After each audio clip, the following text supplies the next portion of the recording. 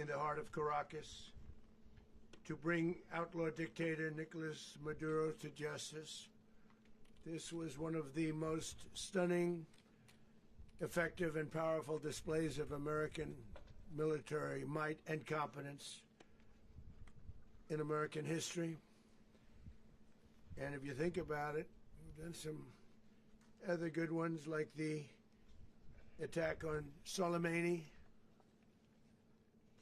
the attack on al-Baghdadi, and the obliteration and decimation of the Iran nuclear sites just recently in an operation known as Midnight Hammer, all perfectly executed and done. No nation in the world could achieve what America achieved yesterday, or frankly in just a short period of time.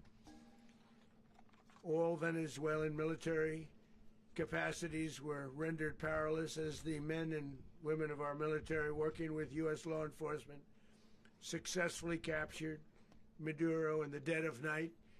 It was dark. The lights of Caracas were largely turned off due to a certain expertise that we have. It was dark and it was deadly. But captured along with his wife, Celia Flores, both of whom now face American justice.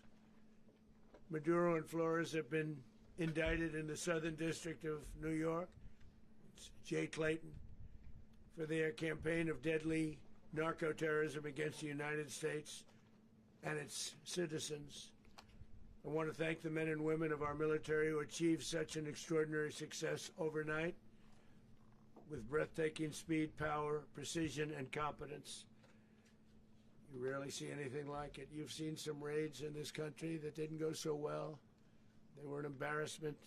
If you look back to Afghanistan, or if you look back to the Jimmy Carter days, they were different days. We're a respected country again, like never before. These highly trained warriors operating in collaboration with U.S. law enforcement caught them in a very ready position. They were waiting for us. They knew we had many ships out in the sea. We're just sort of waiting. They knew we were coming. So they were in a ready, what's called a ready position. But they were completely overwhelmed and very quickly incapacitated. If you would have seen what I saw last night, you would have been very impressed. I'm not sure that you'll ever get to see it, but it was an incredible thing to see. Not a single American service member was killed, and not a single piece of American equipment was lost. We had many helicopters, many planes, many people involved in that fight. But think of that, not one piece of military equipment was lost, not one service member was, more importantly, killed. The United States military is the strongest and most fearsome military on the planet by far, with capabilities and skills our enemies can scarcely begin to imagine. We have the best equipment anywhere in the world. There's no equipment like what we have, and you see that even if you just look at the boats. You know, we've knocked out 97% of the drugs coming in by sea. 90%. Each boat kills on average 25,000 people. We knocked out 97%. And those drugs mostly come from a place called Venezuela. We're going to run the country until such time as we can do a safe, proper, and judicious transition. So we don't want to be involved with having somebody else get in, and we have the same situation that we had for the last long period of years. So we are going to run the country until such time as we can do a safe, proper, and judicious transition. And it has to be judicious, because that's what we're all about. We want peace, liberty, and justice for the great people of Venezuela, and that includes many from Venezuela that are now living in the United States and want to go back to their country. It's their homeland. We can't take a chance that somebody else takes over Venezuela that doesn't have the good of the Venezuelan people in mind. We've had decades of that. We're not going to let that happen. We're there now, and what people don't understand, but they understand as I say this, we're there now, but we're going to stay until such time as the proper transition can take place. So we're going to stay until such time as we're going to run it, essentially, until such time as a proper transition can take place. As everyone knows, the oil business in Venezuela has been a bust, a total bust, for a long period of time. They were pumping almost nothing by comparison to what they could have been pumping and what could have taken place. We're going to have our very large United States oil companies, the biggest anywhere in the world, go in, spend billions of dollars, fix the badly broken infrastructure, the oil infrastructure, and start making money for the country. And we are ready to stage a second and much larger attack if we need to do so. So we were prepared to do a second wave if we needed to do so. We actually assumed that a second wave would be necessary, but now it's probably not. The first wave, if you'd like to call it that, the first attack was so successful, we probably don't have to do a second, but we're prepared to do a second wave, a much bigger wave, actually. This was pinpoint, but we have a much bigger wave that probably won't have to do. This partnership of Venezuela with the United States of America, a country that everybody wants to be involved with because of what we were able to do and accomplish, will make the people of Venezuela rich, independent, and safe. And it will also make the many, many people from Venezuela that are living in the United States extremely happy. They suffered. They suffered. So much was taken from them. They're not going to suffer anymore. The illegitimate dictator Maduro was the kingpin of a vast criminal network responsible for trafficking colossal amounts of deadly and illicit drugs into the United States. As alleged in the indictment, he personally oversaw the vicious cartel known as Cartel de las Solas, which flooded our nation with lethal poison responsible for the deaths of countless Americans, the many, many Americans. Hundreds of thousands over the years of Americans died because of him. Maduro and his wife will soon face the full might of American justice and stand trial on American soil.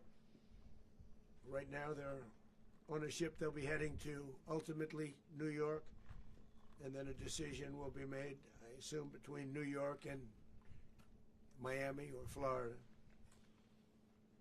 But we have people where the overwhelming evidence of their crimes will be presented in a court of law. And I've seen it. I've seen what we have. It's both horrible and breathtaking that something like this could have been allowed to take place.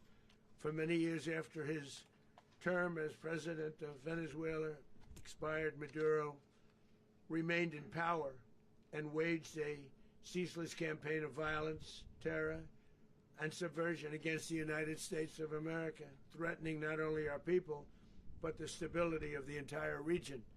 And you all saw it. In addition to trafficking gigantic amounts of illegal drugs that inflicted untold suffering and human destruction all over the country, all over in particular the United States, Maduro sent savage and murderous gangs, including the bloodthirsty prison gang Tren de Aragua, to terrorize American communities nationwide. And he did indeed. They were in Colorado. They took over apartment complexes. They cut the fingers off people if they call police. They were brutal, but they're not so brutal now.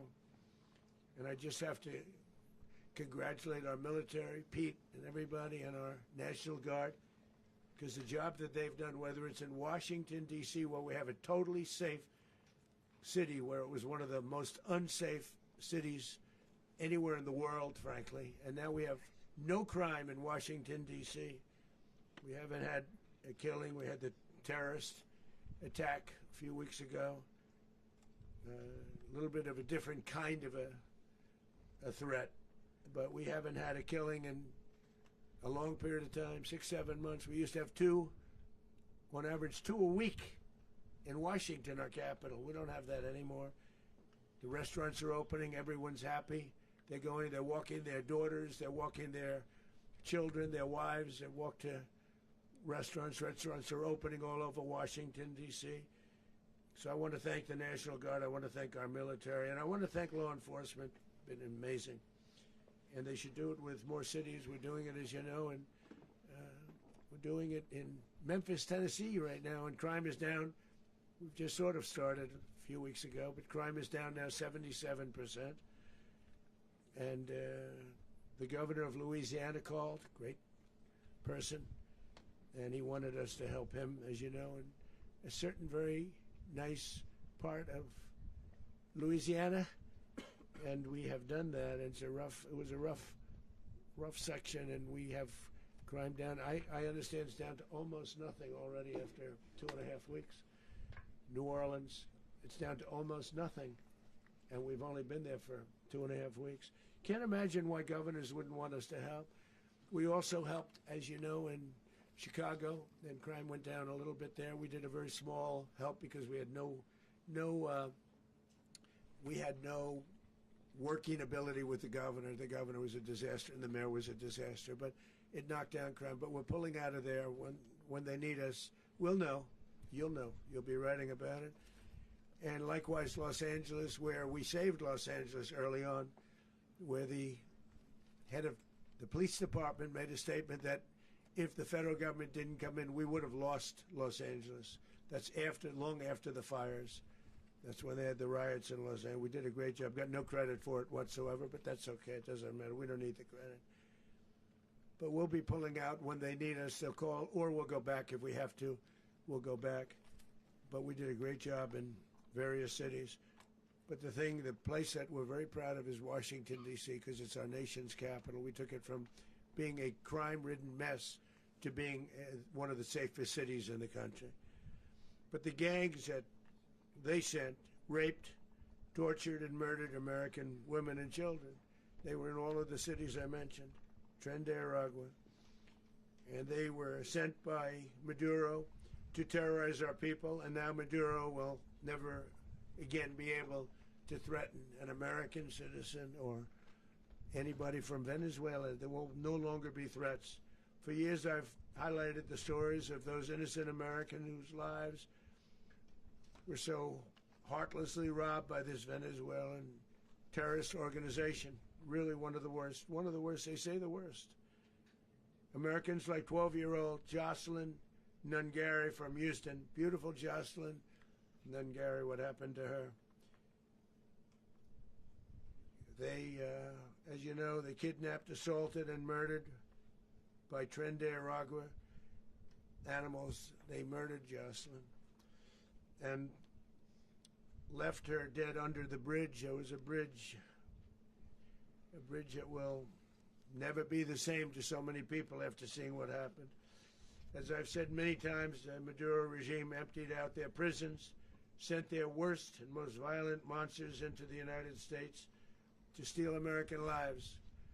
And they came from mental institutions and insane asylums. They came from prisons and jails. The reason I say both, they sound similar. Actually, prisons a little bit more hostile, a little bit tougher. A mental institution isn't as tough as an insane asylum, but we got them both. They sent from their mental institutions. They sent from their jails, prisons. They were drug dealers. They were drug kingpins. They sent everybody bad into the United States, but no longer. And we have now a border where nobody gets through. In addition, Venezuela unilaterally seized and stole American oil, American assets, and American platforms, costing us billions and billions of dollars. They did this a while ago, but we never had a president that did anything about it. They took all of our property. It was our property. We built it. And we never had a president that decided to do anything about it. Instead, they fought wars that were 10,000 miles away. We built Venezuela oil industry with American talent, drive, and skill, and the socialist regime stole it from us during those previous administrations, and they stole it through force. This constituted one of the largest thefts of American property in the history of our country. Considered the largest theft of property in the history of our country. Massive oil infrastructure was taken like we were babies, and we didn't do anything about it. I would have done something about it. America will never allow foreign powers to rob our people or drive us back into and out of our own hemisphere. That's what they did. Furthermore, under the now deposed dictator Maduro, Venezuela was increasingly hosting foreign adversaries in our region and acquiring menacing offensive weapons that could threaten U.S. interests and lives. And they used those weapons last night. Potentially in league with the cartels operating along our border. All of these actions were in gross violation of the core principles of American foreign policy, dating back more than 2 centuries. And not anymore. All the way back, it dated to the Monroe Doctrines. And the Monroe Doctrine is a big deal. But we've superseded it by a lot. By a real lot. They now call it the Monroe Document. I don't know. It's Monroe Doctrine. We sort of forgot about it. It was very important, but we forgot about it. We don't forget about it anymore. Under our new national security strategy, American dominance in the Western Hemisphere will never be questioned again. Won't happen. So just in concluding, for decades, other administrations have neglected or even contributed to these growing security threats in the Western Hemisphere. Under the Trump administration, we are reasserting American power in a very powerful way in our home region. And our home region is very different than it was just a short while ago. The future will be, and we did this in my first term. We had great dominance in my first term, and we have far greater dominance right now. Everyone's coming back to us. The future will be determined by the ability to protect commerce and territory and resources that are core to national security. These are core to our national security. Just like tariffs they've made our country rich, and they've made our national security stronger than ever before. But these are the iron laws that have always determined global power. And we're going to keep it that way. We will secure our borders. We will stop the terrorists. We will crash the cartels, and we will defend our citizens against all threats, foreign and domestic. Other presidents may have lacked the courage or whatever to defend America, but I will never allow terrorists and criminals to operate with impunity against the United States. This extremely successful operation should serve as warning to anyone who would threaten American sovereignty or endanger American lives. Very importantly, the embargo on all Venezuelan oil remains in full effect. The American Armada remains poised in position, and the United States retains all military options until United States demands have been fully met and fully satisfied. All political and military figures in Venezuela should understand what happened to Maduro can happen to them, and it will happen to them if they aren't just fair, even to their people. The dictator and terrorist, Maduro, is finally gone in Venezuela. People are free. They're free again. It's been a long time for them, but they're free. America is a safer nation. This morning, it's a prouder nation this morning because it didn't allow this horrible person and this country that was doing very bad things to us. It didn't allow it to happen. And the Western Hemisphere is right now a much safer place to be. So I want to thank everybody for being here. I want to thank General Raisin Kane. He's a fantastic man. I've worked with a lot of generals. I worked with some I didn't like. I worked with some I didn't respect. I worked with some that just weren't good. But this guy is fantastic. I watched last night one of the most precise attacks on sovereignty. I mean, it was an attack for justice. And I'm very proud of him, and I'm very proud of our Secretary of War, Pete Hegseth, who I'm going to ask to say a few words. Thank you very much. Mr. President, can you explain how the U.S. will run Venezuela? Well, thank you, Mr. President. Finally, a commander-in-chief the world respects and the American people deserve. And as the President said, words can barely capture the bravery and the power and the precision of this historic operation. A massive joint military and law enforcement raid flawlessly executed by the greatest Americans our country has to offer. American warriors are second to none, the best in the world and the best of our country. What all of us witnessed last night was sheer guts and grit, gallantry, and glory of the American warrior. I'm simply humbled by such men, and I tip my hat to our chairman, Dan Raisin Kane, and all those Americans who stood watch last night. Our warriors are the elite of America, and again, President Trump has your back. No other country on planet Earth, and it's not even close, could pull this kind of operation off. And no other president has ever shown this kind of leadership, courage, and resolve. The most powerful combination the world has ever seen. As the President said, our adversaries remain on notice. America can project our will anywhere, anytime. The coordination, the stealth, the lethality, the precision, the very long arm of American justice, all on full display in the middle of the night. Nicolas Maduro had his chance, just like Iran had their chance, until they didn't and until he didn't. He effed around, and he found out. President Trump is deadly serious about stopping the flow of gangs and violence to our country. Deadly serious about stopping the flow of drugs and poison to our people. Deadly serious about getting back the oil that was stolen from us. And deadly serious about reestablishing American deterrence and dominance in the Western Hemisphere. This is about the safety, security, freedom, and prosperity of the American people. This is America first. This is peace through strength. And the United States War Department is proud to help deliver it. Welcome to 2026, and under President Trump, America is back.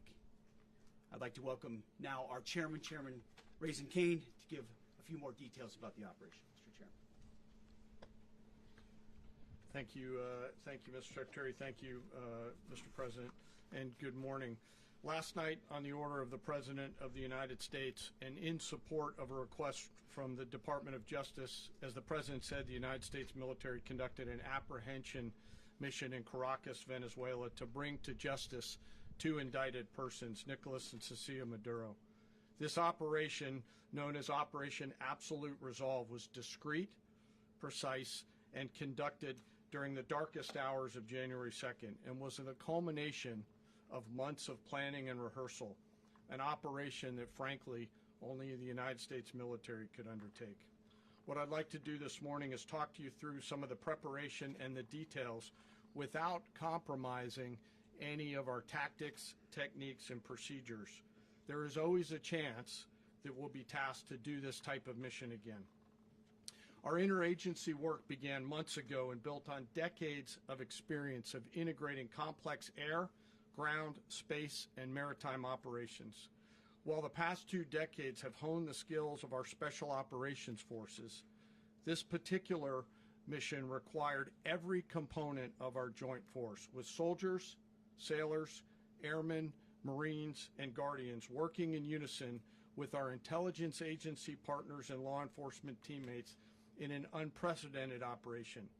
We leveraged our unmatched intelligence capabilities and our years of experience in hunting terrorists, and we could not have done this mission without the incredible work by various intelligence agencies, including the CIA, NSA, and NGA. We watched, we waited, we prepared, We remained patient and professional. This mission was meticulously planned, drawing lessons from decades of missions over the last many years, many missions over these last many years.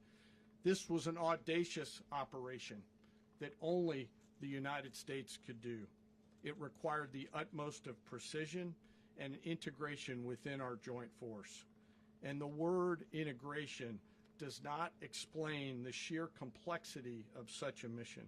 An extraction so precise it involved more than 150 aircraft launching across the Western Hemisphere in close coordination, all coming together in time and place to layer effects for a single purpose: to get an interdiction force into downtown Caracas while maintaining the element of tactical surprise. Failure of one component of this well-oiled machine would have endangered the entire mission, and failure is never an option for America's joint force. Those in the air over Caracas last night were willing to give their lives for those on the ground and in the helicopters. Let me talk a little bit about the preparation. After months of work by our intelligence teammates to find Maduro and understand how he moved, where he lived, where he traveled, what he ate, what he wore, what were his pets, in early December, our force was set pending a series of aligned events. Key was choosing the right day to minimize the potential for civilian harm and maximize the element of surprise and minimize the harm to the indicted personnel, so as the President said, they could be brought to justice. And as the President said earlier today, weather in Venezuela is always a factor this time of the year. And over the weeks through Christmas and New Year's, the men and women of the United States military sat ready, patiently waiting for the right triggers to be met and the President to order us into action. Last night, the weather broke just enough, clearing a path that only the most skilled aviators in the world could maneuver through. Ocean, mountain, low cloud ceilings, but when tasked with a mission, this organization does not quit. At 10:46 p.m. Eastern Time last night, the President ordered the United States military to move forward with this mission. He said to us, and we appreciate it, Mr. President, good luck and Godspeed. And those words were transmitted to the entire joint force. Over the course of the night, aircraft began launching from 20 different bases on land and sea across the Western Hemisphere. In total, more than 150 aircraft, bombers, fighters, intelligence, reconnaissance, surveillance, rotary wing were in the air last night. Thousands and thousands of hours of experience were airborne. Our youngest crew member was 20, and our oldest crew member was 49, and there's simply no match for American military might. As the night began, the helicopters took off with the extraction force, which included law enforcement officers, and began their flight into Venezuela at 100 feet above the water. As they approached Venezuelan shores, the United States began layering different effects provided by Spacecom, Cybercom, and other members of the interagency to create a pathway. Overhead, those forces were protected by aircraft from the United States Marines, the United States Navy, the United States Air Force, and the Air National Guard. The force included F-22s, F-35s, F-18s, EA-18s, E-2s, B-1 bombers, and other support aircraft, as well as numerous remotely piloted drones. As the force began to approach Caracas, the Joint Air Component began dismantling and disabling the air defense systems in Venezuela, employing weapons to ensure the safe passage of the helicopters into the target area. The goal of our air component is, was, and always will be to protect the helicopters and the ground force and get them to the target and get them home. As the force crossed the last point of high terrain where they'd been hiding in the clutter, we assessed that we had maintained totally the element of surprise. As the helicopter force ingressed towards the objective at low level, we arrived at Maduro's compound at 1:01 a.m. Eastern Standard Time, or 2:01 a.m. Caracas local time, and the apprehension force descended into Maduro's compound and moved with speed, precision, and discipline towards their objective, and isolated the area to ensure the safety and security of the ground force while apprehending the indicted persons.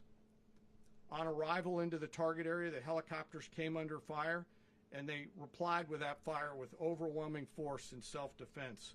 One of our aircraft was hit but remained flyable, and as the President said earlier today, all of our aircraft came home, and that aircraft remained flyable during the rest of the mission. As the operation unfolded at the compound, our air and ground intelligence teams provided real-time updates to the ground force, ensuring those forces could safely navigate the complex environment without unnecessary risk. The force remained protected by overhead tactical aviation. Maduro and his wife, both indicted, gave up and were taken into custody by the Department of Justice, assisted by our incredible U.S. military with professionalism and precision, with no loss of U.S. life. After securing the indicted persons, the force began to prep for departure. Helicopters were called in to exfiltrate the extraction force, while fighter aircraft and remotely piloted aircraft provided overhead coverage and suppressive fire.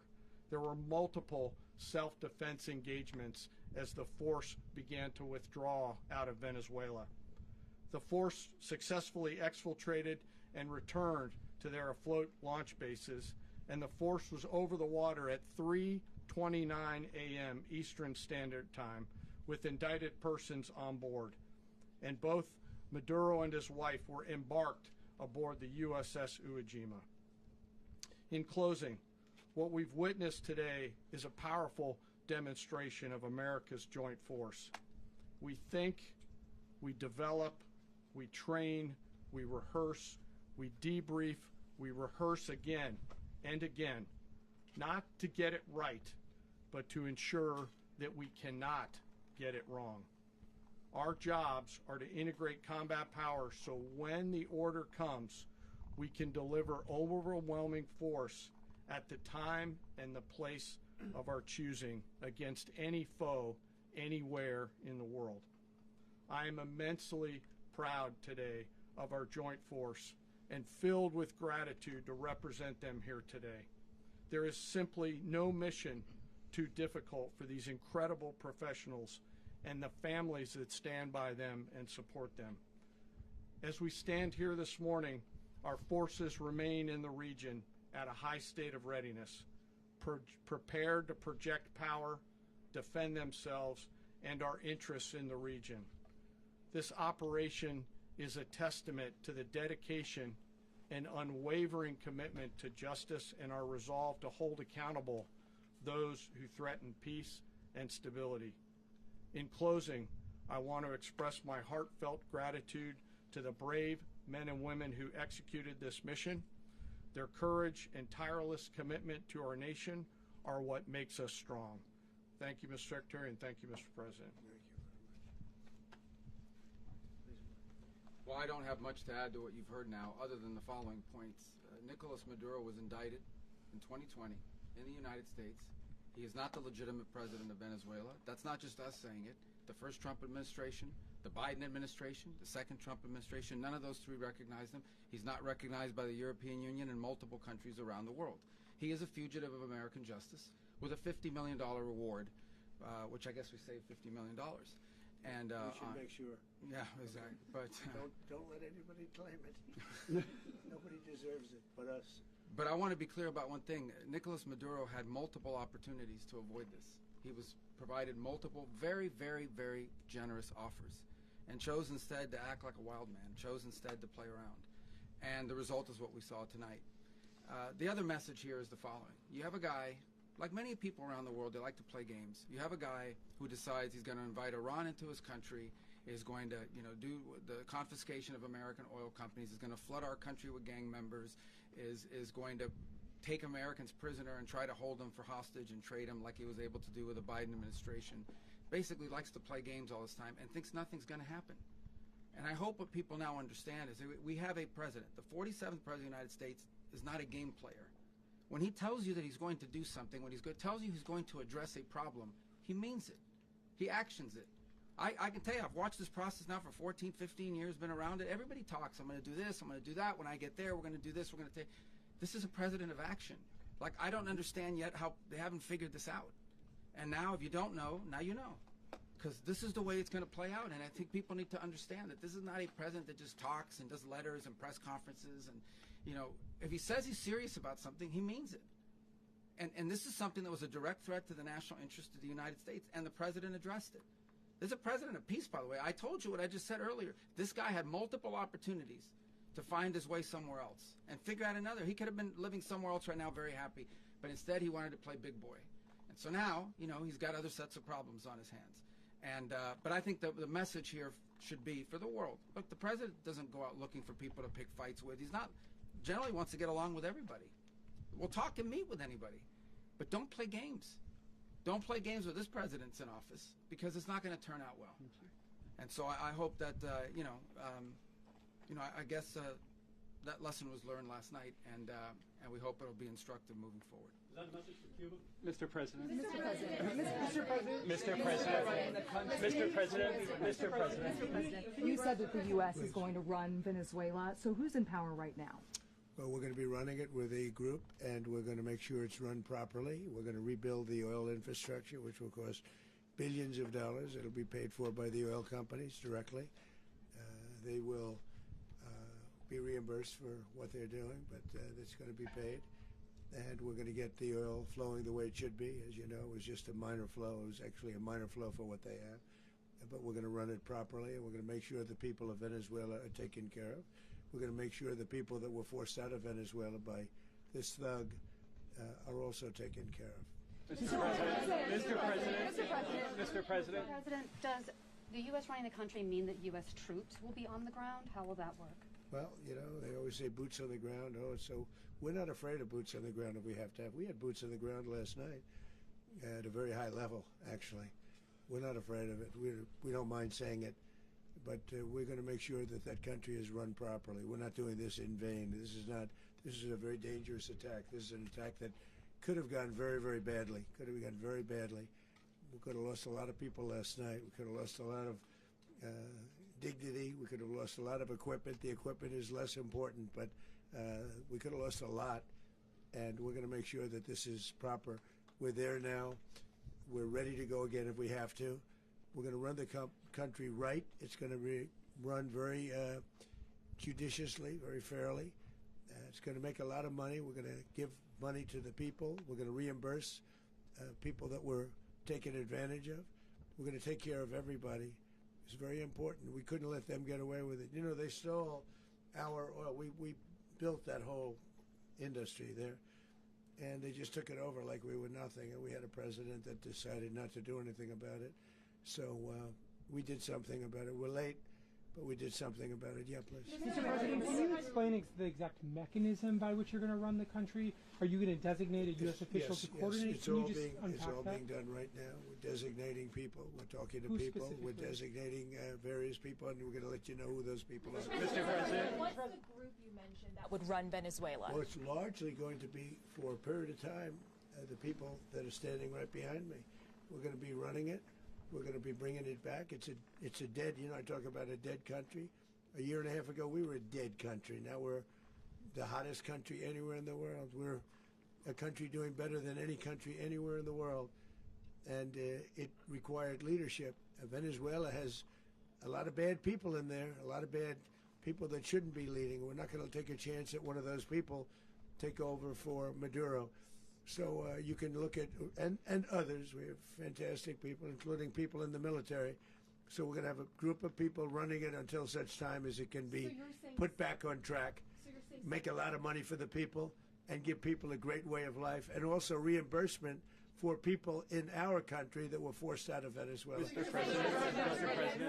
Rubio would be.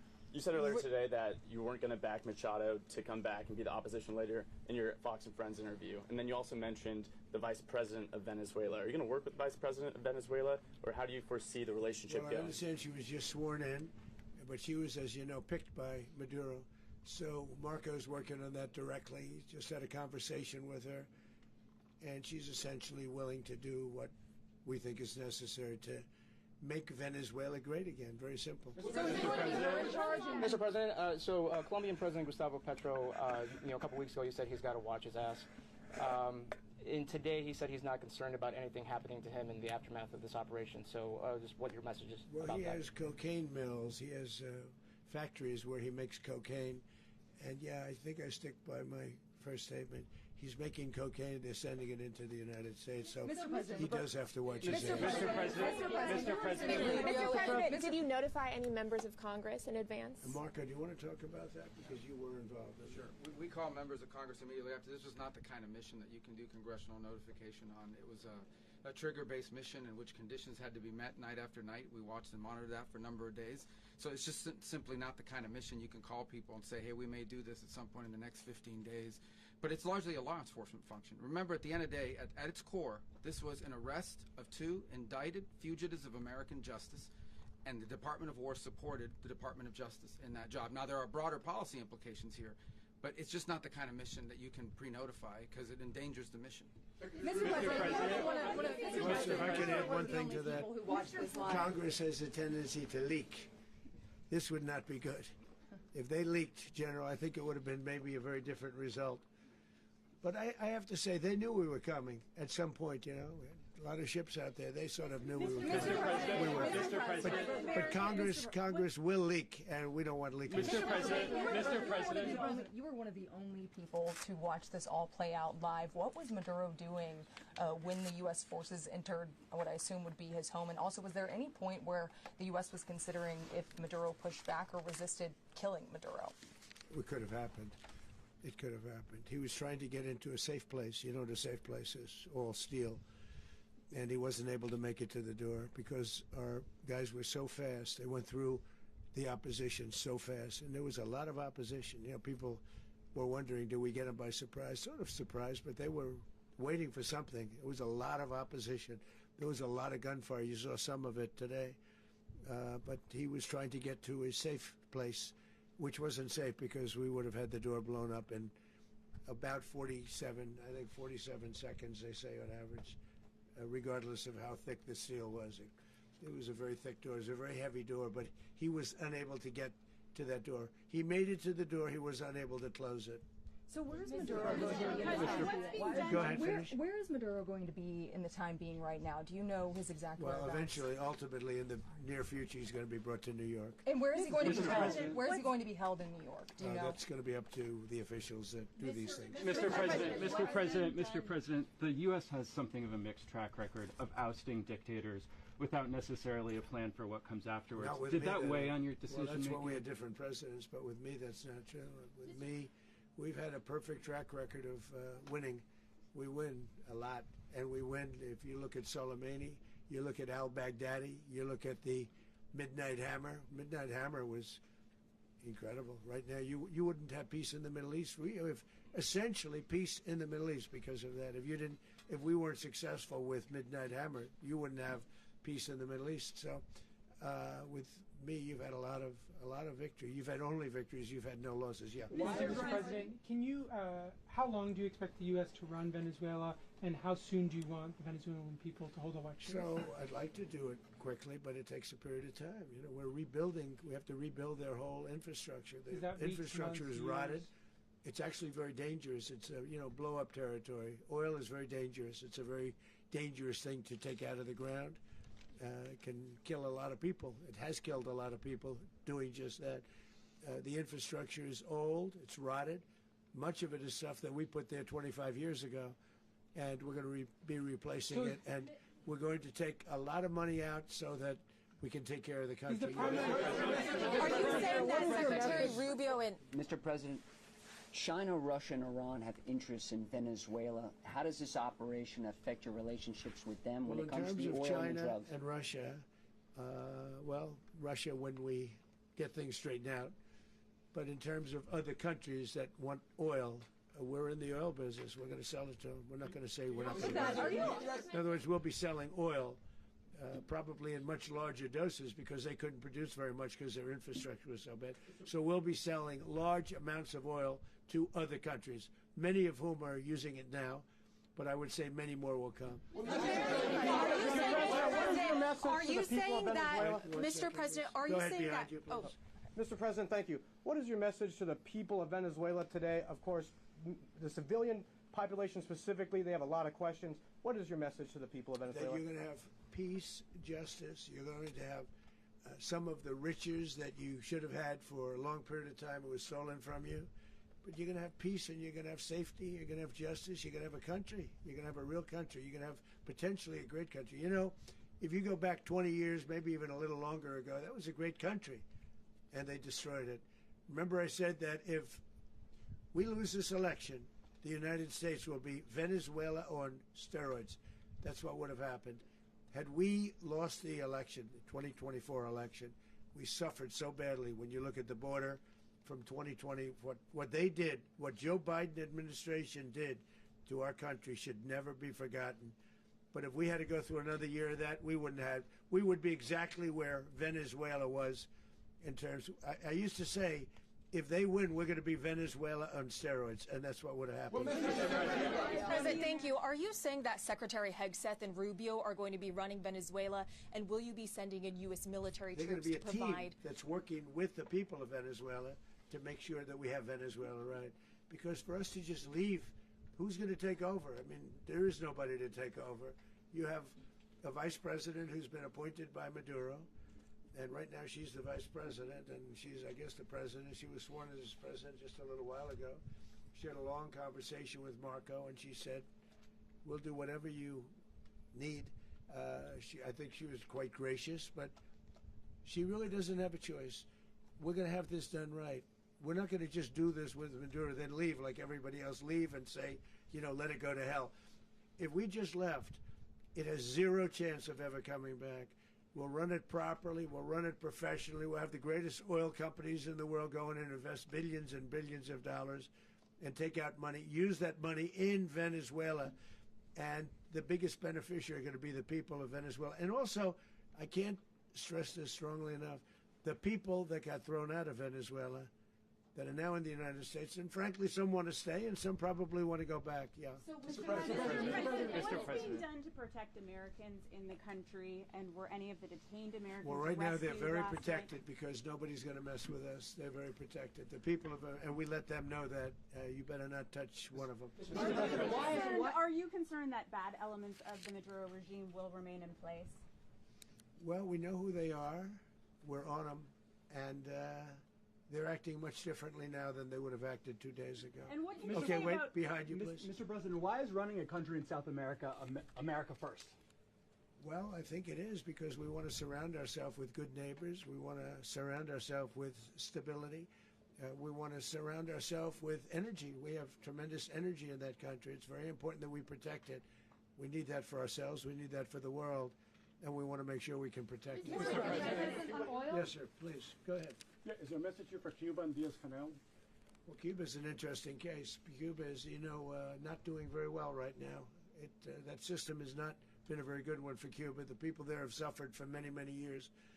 And I think Cuba is going to be something we'll end up talking about because Cuba is a failing nation right now, very badly failing nation. And we want to help the people. It's very similar in the sense that we want to help the people in Cuba, but we want to also help the people that were forced out of Cuba and living in this country. Do you want to say something about that, Marco, please?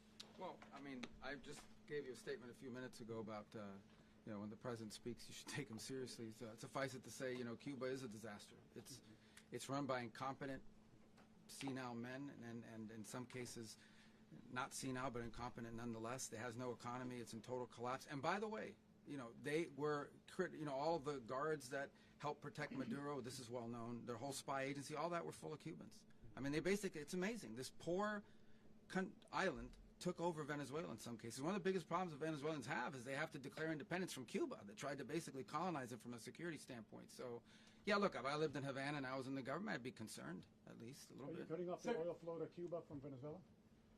Well, the president already announced a week ago that anything that's sanctioned, it's sanctioned oil, it's not going to be allowed to get there. So that's an The answer is yes. Mr. President, Is the U.S. aware of the location of opposition leader Machado, and have you been in contact with her? No, we haven't. No, we haven't. Mr. President, Mr. President, on Monday. Oh, I think it would be very tough for her to be the leader. She doesn't have the support within or the respect within the country. She's a very nice woman, but she doesn't have the respect. Mr. President, is it possible that the U.S. ends up administrating Venezuela for years? Well, it won't cost us anything because the money coming out of the ground is very substantial, so it's not going to cost us anything. So the U.S. isn't going to dedicate any money to... Well, we want safety there. We want to be surrounded by countries that aren't housing all of our enemies all over the world. That's what was happening, and you don't want to have that. But we're going to be rebuilding, and we're not spending money. The oil companies are going to go in. They're going to spend money. We're going to take back the oil that, frankly, we should have taken back a long time ago. A lot of money is coming out of the ground. We're going to get reimbursed for all of that. We're going to get reimbursed for everything that we spend. So it's going to be a very important. This is a very big evening that took place last night. We have to be surrounded by safe, secure countries, and we also have to have energy. Very important. We have to have energy that's real energy, not where they're getting 4% and 5% of the energy out of the ground. You take a look. It was such a disaster. So what's going to happen with Venezuela, I think, over the next period of a year is going to be a great thing, and the people of Venezuela will be the biggest beneficiaries. Mr. President, on Monday, U.S. military. Mr. President, thank you. What did you last speak to Maduro about when you spoke? And is the Well, US I don't want to get into the Venezuela? conversations, but I did have conversations with him, and I said, you got to surrender. And I actually thought he was pretty close to doing so, but now he wished he did, yeah. Mr. President, can you explain, you said that Maduro is responsible for drug trafficking. You recently pardoned the former president of Honduras who was convicted on many drug trafficking. Can you explain how these two situations are different? And would you ever pardon Maduro? I endorsed, as you know, the winning president, the man who won in Honduras. I endorsed the man who won in Chile. I endorsed the man who won in Argentina. And we are doing very well with that whole group. What the man that I pardoned was, if you could equate it to us, he was treated like the Biden administration treated a man named Trump. That didn't work out too well for them. This was a man who was persecuted very unfairly. He was the head of the country. He was persecuted very unfairly. And there are a number of them. And we felt that it was a very unfair situation that happened to him. He's also a party member of the man who won. So obviously the people liked what I did. And one of the reasons that was done is because of the fact that the party in power felt very strongly that that man was treated very badly. I studied it very quickly, and then I studied it in great detail. I went to a lot of the people standing behind me, and they felt that that man was persecuted and treated very badly. That's why I gave him a pardon. Mr. President, you referenced boots on the ground earlier. Can you just sort of button this up? Do you envision the U.S. military having a presence in Venezuela as the U.S. runs that country? Well, no, we're going to have a presence in Venezuela as it pertains to oil, because we have to have, we're sending our expertise in. So you may need something, not very much. But no, we're going to be taking out a tremendous amount of wealth out of the ground, and that wealth is going to the people of Venezuela and people from outside of Venezuela that used to be in Venezuela. And it goes also to the United States of America in the form of reimbursement for the damages caused us by that country. So I want to thank you all very much. Thank you. Do you have one? Yes, please. You were so nice before. I'm going to give you the final question. Go ahead. Thank you, Mr. President. Unless it's a bad question, in which case I'll go one more. It's about who? It's about Putin, if you want. About Putin? Well, okay. That's always nice. You had a phone. You had a phone call with him on Monday. Did he talk at all about Maduro? Did y'all talk about this? No, we didn't. We never spoke about Maduro. Are you mad at him right now? I mean, there's this I'm not thrilled with Putin. I'm not thrilled with Putin. He's killing too many people. There was that intelligence. I thought that would be so. I settled 8 1/4 war. You know what the 1/4 was? Thailand and Cambodia. I did it again. They broke out, and I did it in about 5 hours, and I settled it. I'm giving myself 1/4, so I'm up to now 8 1/4. In other words, I settled the war, but then they broke out. They had a pretty bad breakout over the last 4 days. I got them to go back to peace. So I only give 1/4. I thought the easiest one would be, one of the easier ones would be Russia, Ukraine. It's not. And they both have done some pretty bad things. And look, that's Biden's war. That's not my war. But I want to stop the lives. Did you see where last month, 30,000, it was 27,000 the month before. 30,000, mostly soldiers, were killed this last month. 30,000. I want to stop that. You know, I got NATO to pay 5% instead of the 2% that they weren't paying. They weren't paying 2, now they pay 5. And we send them a lot of munitions, we send them a lot of things, missiles and various other things, a lot. And they pay. The United States is not losing money. We're probably making money on that. It's the last thing I care about. I just want to stop all those people. We're losing 25, 30,000 human beings. They come from 2 places that are very far away. But if I can stop, because it's something I've been pretty good at doing, deals, I guess. It's all a deal. Life is a big deal. But if I can stop that war and stop 30,000 young people, in addition to the fact that people are being killed in Kiev, people are being killed in other cities throughout, you know, a much smaller number, but they're being killed, viciously killed. So I'm not happy about it. I thought that would be something that would get solved. We have Mr. Witkoff here. I think that we're making progress, but that's a war that should have never happened. If I were president, it would have never happened. Putin says it. Everybody says it. If I were president, that would have never happened. But I inherited that war. That was Joe Biden, Zelensky, and Putin. I came into the situation, and it's a mess. And I will say this. I watched an operation last night that was so precise, that was so brilliant. I mean, it was incredible. If we had our people, like this general, and our people involved, that war would not have gone on very long, that I can tell you. You told me that war, to use an old term, that war has become a bloodbath. And we want it to get stopped. Thank you very much. Are you concerned a rogue Venezuelan general can take over the country? Can you talk about your conversation with the Vice President?